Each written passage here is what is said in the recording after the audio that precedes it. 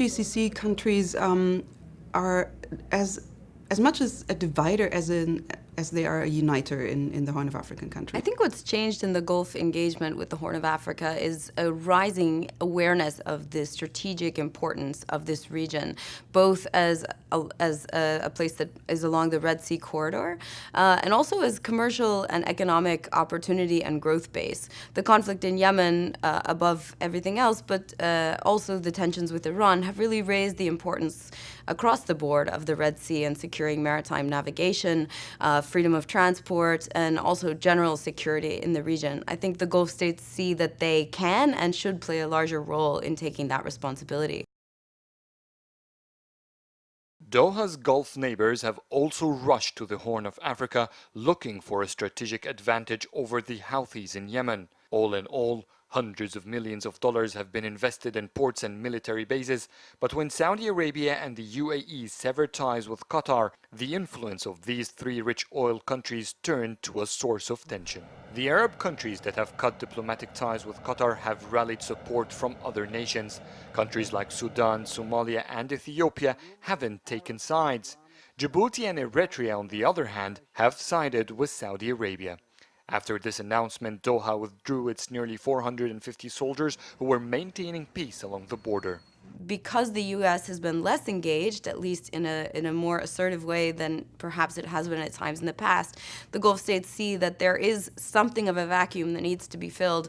And because maritime security is such a vital interest to all of the Gulf states' economies, they're certainly interested in trying to fill it. I think initially, because of the GCC crisis and the split with Qatar, that it was a real driver of tension between Eritrea and Ethiopia. But as Ethiopia has begun to move into the Emirati orbit and has improved its relations with the UAE, that the UAE has we think, this is a bit speculative, has been able to actually play a role in bridging the gap between Eritrea and Ethiopia and actually driving forward rapprochement between the two countries. The role of Saudi Arabia in all of this is also a little bit under-recognized. I think that despite the UAE sort of playing the more active and visible role, the Saudi engagement was also very important.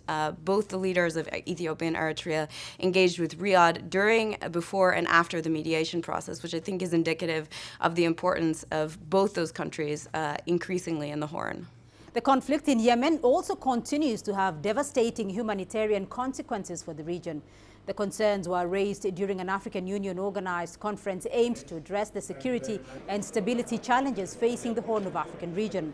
African Union Commissioner for Peace and Security Council Ismail Chergui called for quick action to achieve sustainable peace and stability. In the Saudi-Iran proxy conflict, the Horn of Africa has become a battlefield for dominance in addition to the fighting in Yemen, Syria and Libya. The African Union says the opening of a Chinese military base in the Horn of Africa is a positive development. AU officials hope it will support regional efforts in fighting piracy and maintaining peace. The Chinese military base in Djibouti was a decision made by the two countries after friendly negotiations and accords with the common interests of the people from both sides. The African Union officials are optimistic that the coming of Chinese Liberation Force to their new base in Djibouti will deliver opportunities in security as well as cooperations between China and the continent of Africa, as well as providing humanitarian assistance through its facility in Djibouti.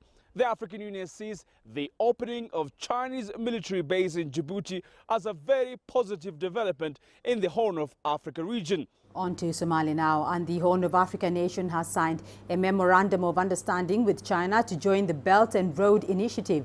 The country's president is in Beijing for the FOCAC summit, where the Somali leader is seeking China's support to rebuild his country. The Chinese President Xi Jinping has welcomed his Somali counterpart Mohamed Abdullahi Farmajo, who is in Beijing to attend the FOCAC summit, that is the Forum on China-Africa Cooperation. The two leaders met for bilateral talks and the signing of major agreements on economic and technical cooperation, including a memorandum of understanding to join the Belt and Road Initiative. Somalia firmly supports the Belt and Road Initiative that foster a strategic cooperative partnership for the advancement of inclusive development. And we look forward to becoming an active contributing partner to its success.